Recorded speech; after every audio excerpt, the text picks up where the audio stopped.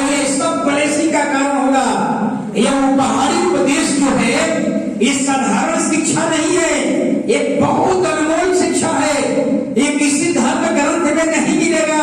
जो बाइबल में यीशु ने पहाड़ पर चढ़ा, यरूशलेम का चक्कर लगाकर यीशु कहाँ गया? पहाड़ पर गया, और पहाड़ पर जाकर के पत्थर पर बैठ गया। और जब पत्थर पर बैठा तो सारे चेले गोल बना करके खड़े हो गए। प्रचार करने वाला बैठ गया पत्थर पर और सुनने वाले खड़े हो गए। लेकिन आज उल्टा है, प्रचार करने वाले खड़े रहते हैं और सुनने वाले बैठे रहते हैं। आराम है ना आप लोगों को? पहले यीशु मसीह दिखाया कि प्रचार करने वाला बैठ गया पत्थर पर और सुनने वाले सब खड़ा रहा। लेकिन आज उल्टा है, प्रचार करने वाला खड़ा रहता है, सुनने वाला बैठा रहता है। हालेलुया। और यीशु के मुंह से पहला निकला, यही अध्याय को निकाल लीजिए, मत्ती सुसमाचार 9 अध्याय, 5 अध्याय। आज यही चर्चा होगा। हालेलुया। 5 का 3, धन्य है वे जो मन के दिन है, जो मन के दिन है, ईश्वर का राज उन्हीं का है, क्योंकि स्वर्ग का राज उन्हीं का है। हालेलुया। जरा समझिएगा, धन्य है वे। धन्य का मतलब क्या होता है? ब्लेसिंग के योग्य, आशीष के योग्य कौन है? जो मन के दिन है। इसको अंग्रेजी में मैं खोज रहा था बहुत कुछ, लेकिन इसको एक्सप्लेन करने में बड़ी दिक्कत हो रहा था हमको। इसको मैं खोजा, बी पुअर इन स्पिरिट, आत्मा में दीन बनो। व्यवहार में पुअर का मतलब ये नहीं समझना है गरीब बन जाओ, नहीं। गरीब वाला कपड़ा पहन लो, फटे कपड़ा पहन लो, ये दीन नहीं है। दीन का मतलब होता है, प्रभु कहता है, क्या कह रहा है कि धन्य है जो मन के दीन है, स्वर्ग का राज उन्हीं का है। हालेलुया। स्वर्ग का राज किसका है? जो मन के दीन है, जो आत्मा में दीन है। जो आत्मा में शरीर में, हालेलुया, व्यवहार में जो दीन है, स्वर्ग का राज उन्हीं का है। ये कौन कह रहा है? यीशु मसीह। हालेलुया। लेकिन उसको हम दूसरे अर्थ में जब हम सब कहेंगे तब आपको समझ में आएगा। अगर आप उसको हम दूसरे रूप में कहेंगे कि अपने आप को खाली कर दो। हालेलुया। वह दूसरे शब्द एक और भाषा बोलेंगे कि अगर आप दीन नहीं है, इसका मतलब कोई चीज को पकड़ करके रखे हुए हैं। अगर आप दीन नहीं तो कोई चीज को पकड़ करके रखे हैं। मैं ये हूं, मैं यूं हूं, मैं प्रिंसिपल हूं, मैं दरोगा हूं, मैं आईएएस अफसर हूं। ये समझिए कि हम पकड़ रहे हैं, पकड़ कर रखे हैं। मेरा ये चीज है, मेरा स्टैंडर्ड ये है, मेरा रुतबा ये है, मेरा ये है, वो है। इस तरह का कहता है कि ऐसे व्यक्ति परमेश्वर के सम्मुख कभी दीन नहीं हो सकते। ऐसे व्यक्ति के लिए स्वर्ग का राज नहीं है। दीन का मतलब आपके अंदर जो अहम है ये दूर होना चाहिए, या कोई पद का अहम है वो चीज से बाहर निकलिए। यीशु का कहने का मतलब ये था, हालेलुया, कि जो चीज में तुम्हें अहम है उससे बाहर निकल, उसको छोड़, उसको घमंड से बाहर निकल, उस सभी से बाहर निकल। हालेलुया। तब स्वर्ग का राज तुम्हें मिलेगा। ये सब आत्मिक बात है, याद रखिएगा। हम दीन कब बनेंगे? अपने प्रयास से नहीं। ये सब जब आपके अंदर पवित्र आत्मा आएगा, हम दीन बनना शुरू हो जाएंगे। हालेलुया। तो कहने का मतलब यही है, हालेलुया, यही बात याकूब भी यही बात को कह रहा है।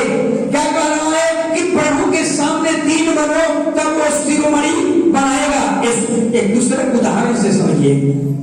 यीशु मसीह के पास एक धनवान व्यक्ति आया। दीन का मतलब जरा समझिएगा। यीशु के पास एक धनवान व्यक्ति आया और धनवान व्यक्ति आकर यीशु से क्या कहा? प्रभु हमें स्वर्ग का राज मिले, स्वर्ग का राज हमें कैसे मिलेगा? स्वर्ग का राज कैसे मिलेगा? यीशु ने क्या कहा? अपना सारा धन गरीबों को बांट दे और मेरे पीछे हो ले। लेकिन वो व्यक्ति बड़ी दुखी हो गया और दुखी होकर के, हालेलुया, वो वापस चला गया। यानी कहने का मतलब, यीशु कहने का मतलब अपने आप को खाली कर दे। खाली करने का मतलब यह नहीं है कि गरीब बन जाए, नहीं। जो अहम है उस अहम को खाली कर। दीन का मतलब बी पुअर इन स्पिरिट, आत्मा में पुअर बन जा, आत्मा में, शरीर में पुअर बन जा, व्यवहार में पुअर बन जा, दीन बन जा। दीन का मतलब एक और चीज हम बताएंगे। दीन का मतलब जो दूसरे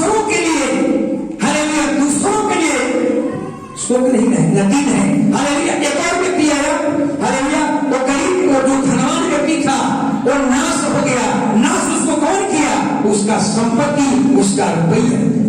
हालेलुया। यीशु ने जब देखा तो क्या देखा कि कौन ऐसी चीज है जो स्वर्ग में जाने से रोक रहा है। वो धनवान के जीवन में देखा कि उसका रुपया, उसकी संपत्ति उसको नाश क्या कर रही है, स्वर्ग जाने से रोक रही है। इसलिए यीशु ने कहा अपनी संपत्ति को गरीबों में बांट दे, या अपने को क्या कर दे, खाली कर दे। हालेलुया, खाली कर दे। जो धन तुझे अहम बनाती है, उस अहम से बाहर निकल, उस घमंड से बाहर निकल, उस अहम से नीचे उतर, तब स्वर्ग का राज तुझे मिलेगा। दिन जो शब्द है उसको एक्सप्लेन करने में थोड़ा दिक्कत हो रहा है। दिन का मतलब हालेलुया आत्मा में क्या बनना है, दिन बन जाइए, आत्मा में कुएं। हालेलुया। एक और उदाहरण से समझिए। हालेलुया। यीशु मसीह का चेला पतरस क्या कर रहा था, झील में मछली मार रहा था, रात भर मछली मारा, रात भर मछली मारा, लेकिन एक भी मछली नहीं मिली। सब जगहों में जाल फेंका, एक भी मछली नहीं मिली। और यीशु आया और कहा कि गहरे जाल में क्या कर, जाल फेंक, गहरे पानी में जाल फेंक। और पतरस ने गहरा जल में जब पानी में जाल फेंका, इतनी मछलियां कि उसको खींचने के लिए दूसरे मछुआरा को बुलाना पड़ा। हालेलुया। और तब पतरस जा करके यीशु के पांव पर गिर जाता है और कहता है तू यहां से दूर हो जा, क्योंकि मैं पापी हूं। यहां भी यीशु मसीह बात को कह रहा है।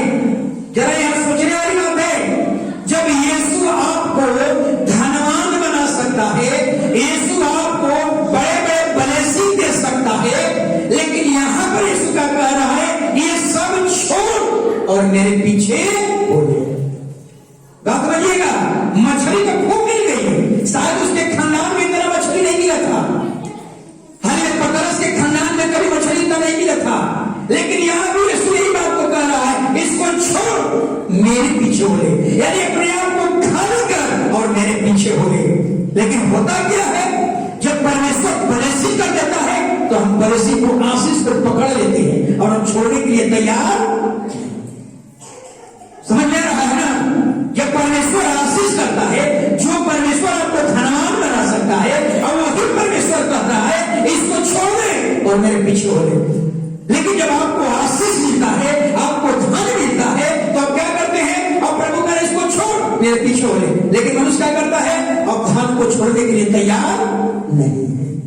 यही तो हम है, यही तो आपको दिन बनने नहीं दे रहा है। हालेलुया। यहां भी यीशु मसीह यही वचन पढ़ लीजिए, मत्ती सुसमाचार लूका 5:11, लूका 5:11 पढ़ लीजिए कोई जल्दी। यहां भी वही बात को कहा, अपने छोड़ दे, सब छोड़ दे, कभी बड़ी मछली मिला, सब छोड़ दे, किनारे पर ले गए और सब कुछ छोड़कर उनके पीछे हो लिए। देखना का सब कुछ छोड़ मेरे पीछे हो गए। आपको समझ में आ रहा है। अगर यीशु आपके आ जाए और आपको बहुत बड़े आशीष दे दे, बहुत बड़ी संपत्ति मिल जाए, और आपको प्रभु कहे इस संपत्ति को छोड़ और मेरे पीछे हो ले, क्या करेंगे? संपत्ति को छोड़ पाएंगे? आसान काम है। यही अहम है, यही अहम को प्रभु कहता है। अरे जब तक ये अहम से बाहर नहीं निकलेगा, ये अहम जब पकड़े रहेगा, तब तक तुम्हें स्वर्ग का राज नहीं मिलेगा। इसलिए यीशु कहता है सब छोड़ दे और मेरे पीछे हो ले। हालेलुया। इसका मतलब अपने बारे में सोचिए कि हम अब हालेलुया, हम अब तक क्या पकड़ करके रखे हैं? क्या हम पैसा पकड़ कर रखे हैं, या कोई पद पकड़ कर रखे हैं, या कौन ऐसी चीजें पकड़ करके रखे हैं जो आपको दीन होने में मुश्किल हो रहा है? उसी को कहता है इससे बाहर निकल, उससे छोड़, उस संपत्ति को छोड़, उस पदवी को छोड़, तब तुम्हें स्वर्ग का राज मिलेगा। अब देखिए घटना को बता रहा हूं। आराम देश का सेनापति वो सूरवीर था, कई बार बता चुका हूं। आज आराम देश का नाम क्या है? सीरिया देश, जो यरूशलेम के बगल में है। सीरिया देश का सेनापति क्या था? सूरवीर था। कोढ़ी था। सोचिए, एक कोढ़ी था और एक ऐसा समय आया था कि इजराइल को गुलामी में ले लिया था और वहां से एक 8 साल 10 साल की एक लड़की को गुलामी में लेकर आया था और उससे खाना पकवा रहा था, बर्तन साफ करवा रहा था।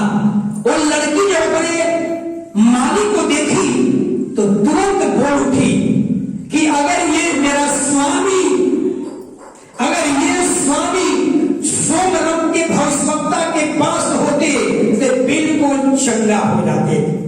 बस मलकिनी ने क्या किया, वो अपने पति से कहा कि एक भविष्यवक्ता है जिसका नाम है एलीशा, तू वहां जा और तेरा कोढ़ को चंगाई कर देगा। दवाई कराया, वैद्य से दवाई कराया, लेकिन चंगाई नहीं गिरा। हालेलुया। और चिट्ठी राजा से लिखवाया, लेकर के चल दिया। बहुत से भेंट लेकर के गया, रथ पर चढ़कर गया, सैनिकों के साथ गया। यही यहाँ पर जरा सीखने वाला चीज है। यही सोच करके गया था कि हम वहां जाएंगे और एलीशा हमारे पास आएगा, हमारे कोढ़ पर हाथ रखेगा और हमको प्रार्थना करेगा और हम चंगे हो जाएंगे। लेकिन जानते हैं क्या हुआ? रथ पर तो चढ़ करके गया और रथ पर चढ़ कर गया, एलीशा के दरवाजे पर पहुंच गया।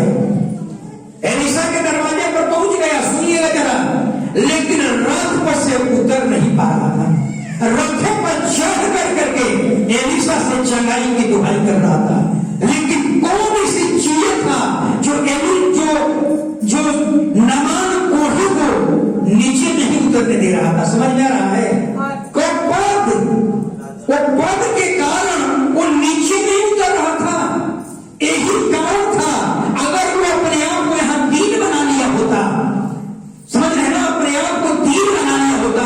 अगर हम मुख्यमंत्री के पास जाएं और कार्यों से हम कहें कि मुख्यमंत्री जी मेरे लिए ये काम कर दो, आप पर वैसा आदमी जल्दी दया करेगा?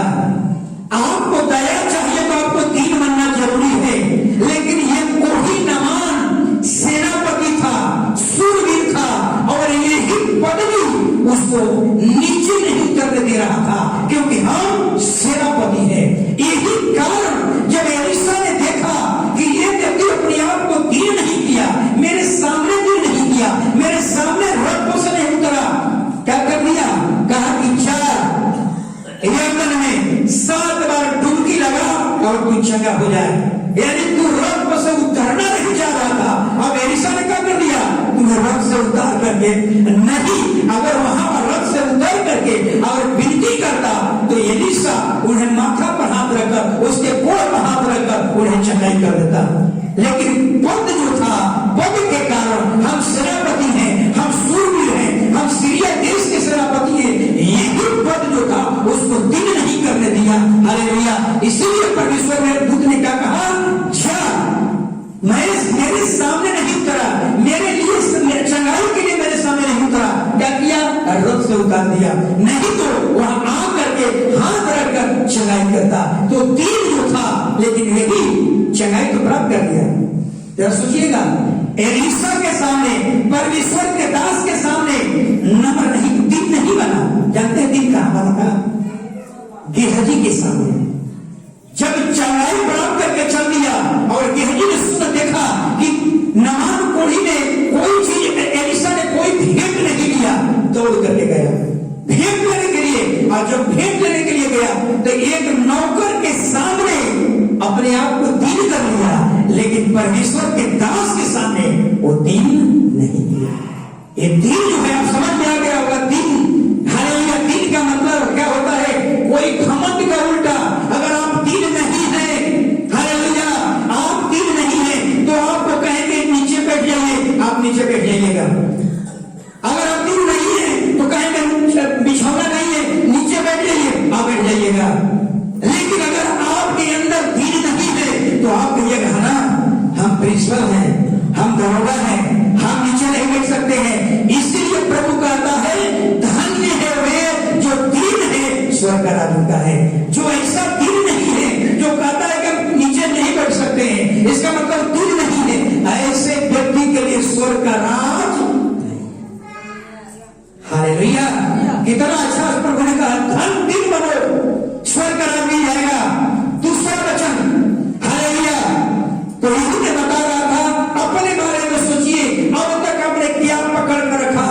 क्या कोई पद पकड़ के रखा है, या पैसा पकड़ के रखा है, क्या कोई रुतबा पकड़ के रखा है, या अपना जाति पकड़ के रखा है, जो कहते हैं कि हम ये नहीं कर सकते, हम ये नहीं कर सकते, हम ये नीचे नहीं बैठ सकते, हम एक ऊपर बैठ सकते हैं, हम नीचे कभी बैठे नहीं है।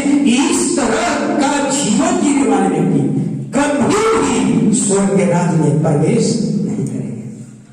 दूसरा पढ़िए, धन है वे, एक और वचन, हालेलुया, एक और वचन, मत्ती 6:24 पढ़ लीजिए। मत्ती 6:24 यीशु क्या कह रहा है? कोई मनुष्य हाँ, दो स्वामियों की सेवा नहीं कर सकता। कोई मनुष्य दो स्वामी की सेवा नहीं कर सकता, क्योंकि एक से बैर और दूसरे से प्रेम रहेगा, एक से मिला रहेगा, दूसरे से नफरत होगा। आपको लगता है कि कोई पत्नी, कोई स्त्री दो पति से प्रेम कर सकती है, या एक पति दो स्त्री से प्रेम कर सकती है? प्रेम तो हो सकता है, हालेलुया, लेकिन दोनों स्त्री से प्रेम नहीं होगा। स्वाभाविक है कि एक ही तरफ रहेगा प्रेम, एक तरफ तुझ, एक तरफ से मिला रहेगा, एक तरफ से नफरत होकर रहेगा। हालेलुया, यीशु मसीह यहाँ पर कहने का मतलब है, जो व्यक्ति दीन है वो प्रभु की सेवा कर सकता है, और जो दीन नहीं है वो क्या करेगा? वो धन की सेवा करता है। तो जो धन के पीछे चल रहा है वो दीन नहीं है, जो धन को पकड़ के रखा है वो दीन नहीं है, जो अपने पद को पकड़ के रखा है वो दीन नहीं है, जो अपने जाति को पकड़ के रखा है वो दीन नहीं है, जो अपने खानदान को पकड़ के रखा है कि मुझ मोदी के हैं, वो दीन नहीं है। ऐसे लोगों के लिए स्वर्ग का राज नहीं है। हालेलुया। अब हालेलुया, एक और वचन तो मैं पढ़ूंगा, हालेलुया। पहला यही बात पौलुस यही बात को सिखा रहा है, जरा सुनिएगा, मैं पढ़ रहा हूं। हालेलुया, यदि हमारे पास खाने और पहनने का हो तो उन्हीं पर संतोष करना चाहिए, पर जो धनी होना चाहते हैं वो ऐसी परीक्षा और फंदे और बहुत सी व्यर्थ और हानि की लालसाओं में फंसते हैं, जो मनुष्य को बिगाड़ देती है और विनाश के समुद्र में डुबा देती है, क्योंकि रुपये का लोभ सारी बुराइयों का जड़ है। जिन्होंने प्राप्त करने का प्रयास किया, हालेलुया, नाना प्रकार के दुख से छलनी बना लिया, परंतु परमेश्वर के जन तो इन बातों से भाग।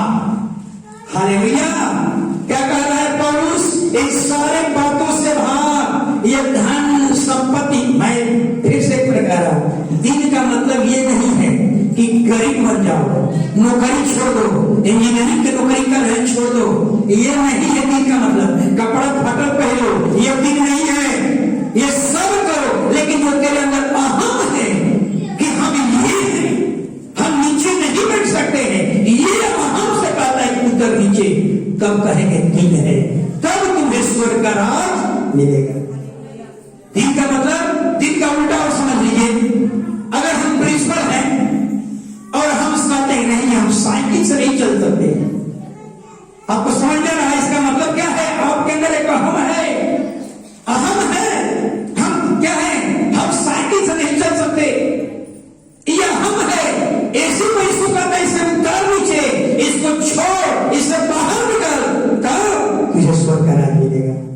या दूसरी बात, एक और घटना को बता रहा हूं। झोपड़ी वाले घर में, झोपड़ी वाला गरीब के घर, कंगाल के घर, मांझी के घर, हमारे चर्च में बहुत से मांझी परिवार है, और उसके घर में अगर हम बाबा कॉलेज का हम मान लेंगे प्रिंसिपल है, अगर हम उनके घर में नहीं जा सकते, क्यों नहीं जा सक रहे? जा रहे हैं क्योंकि वो पद जो है हमें रोक रहा है। नहीं, मैं नहीं जा सकता उस घर में, मैं धनवानों के घर में जा सकता हूं, लेकिन वो गरीब और कंगाल के घर में नहीं जा सकता हूं। समझ लीजिए, अब समझ में आ गया, वो दीन नहीं है। दीन व्यक्ति से कह दीजिए। मनोज कुमार सिंह एक हैं, बढ़ैया के डिप्टी चेयरमैन चर्च में आए हैं। बढ़ैया में भेटा गए हमसे, आज पास्टर भैया जबरदस्ती पकड़ लिए, गला मिले, जबरदस्ती अपना ऑफिस में लेकर गए, यहाँ चर्च में आए हैं, यहाँ पर आए हैं। कभी उनके मन में ये बात नहीं कि हम एक बड़े जाति से, नीचे कारपेट पर बैठकर आसानी से मनोज जी से हमने पूछा, बाद में मनोज जी बताइए कोई यहाँ पर कैसा आपको लग रहा है? नहीं पास्टर भाई, बड़ी हमको रिलैक्स लग रहा है और नीचे बैठकर बड़ी हमें अच्छा लग रहा है। लेकिन आज बहुत से लोग हैं हालेलुया जो दिल नहीं है, वो कहेंगे हम दरी पर नहीं बैठ सकते, हम साइकिल पर नहीं चल सकते, हम तो एसी गाड़ी में चलते हैं। समझ लीजिए वो दिल नहीं है।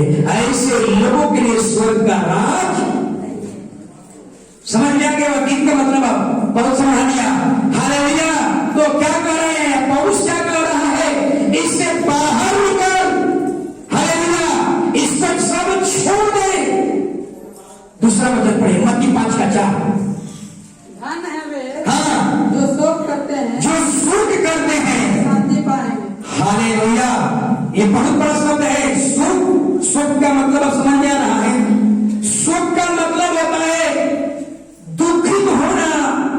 हालेलुया। कहता है कि जो धन्य है वो, आशीष के योग्य है वो, जो दूसरों के लिए जीवन जीता है, जो दूसरों के लिए प्रार्थना करता है, जो दूसरों की चिंता करता है। आपके घर के बगल में पड़ोसिया परेशानी में है, उसका बच्चा बीमार है, लेकिन आप अच्छे जीवन जी रहे हैं, आप उसकी चिंता नहीं करते। कहता है कि आपको स्वर्ग हालेलुया क्या कह रहा है? आपको शांति नहीं मिलेगी। शांति कौन देगा? शांति परमेश्वर देगा। शांति कब आएगी? कब आएगी?